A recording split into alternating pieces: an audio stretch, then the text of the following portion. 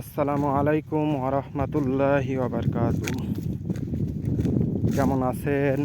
আলহামদুলিল্লাহ, আমি ভালো আছি।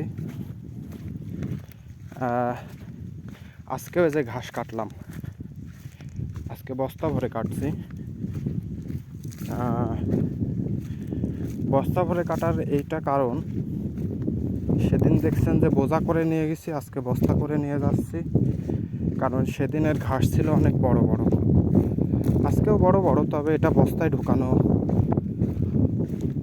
যাচ্ছিল, এজন্য বস্তায় নিয়েছি। আর সেদিন থেকে একটু আলাদা ঘাস কাটছি, কারণ ছাগল প্রতিদিন একরকম ঘাস খেতে চায় না। ছাগলের মুখে 200-রও অধিক পরিমাণে স্বাদ নিতে পারে ছাগল, ঘাসের স্বাদ। অনেক প্রকারের ঘাসের স্বাদ ছাগল বোঝে। তাই একরকম ঘাস দিলে দেখবেন ছাগল নষ্ট করে, বেশি কয়েকদিন দিলে নষ্ট করে।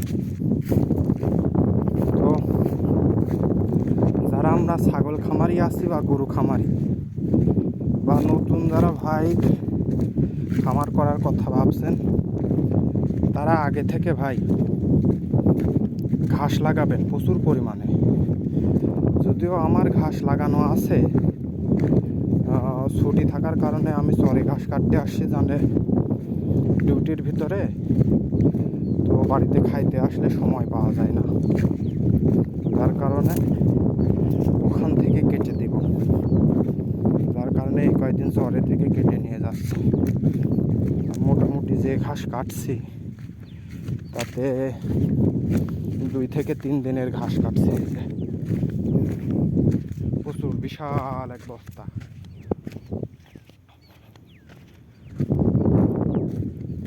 2-3 দিন হলে পারে, আবার সামনে একদিন ছুটি আছে, ওই ছুটির মধ্যে আবার একদিন আসলে আবার 2-3 দিন হয়ে যাবে। যখন আর আসতে পারবো না, তখন বাড়ির পাশের জমি থেকে ওই নেপিয়ার ঘাস কেটে দেব। এই জন্য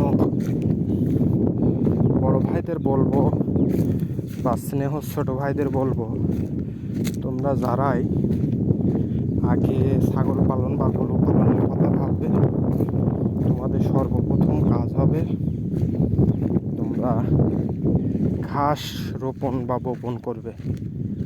এটাই তোমাদের জন্য সর্বপ্রথম কাজ।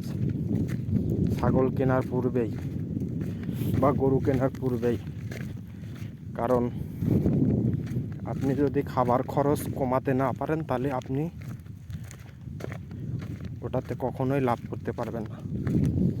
যাই হোক, বোঝা মাথায় নিয়ে বেশি কথা বলবো না, এই পর্যন্তই। আসসালামু আলাইকুম ওয়া রাহমাতুল্লাহ।